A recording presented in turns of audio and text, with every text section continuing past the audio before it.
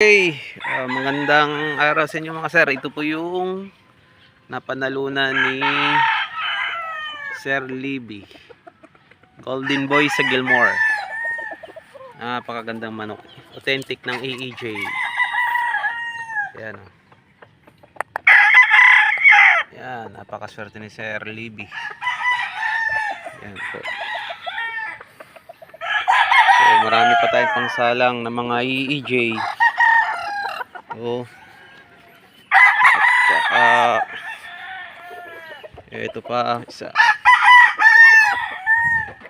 Ito yung meron pa dito sa taas. Ito authentic na AEG din. Ito ay nakasalang to mamaya. Yan yung para mamaya. Magandang manok din. Tapos yan pa isa.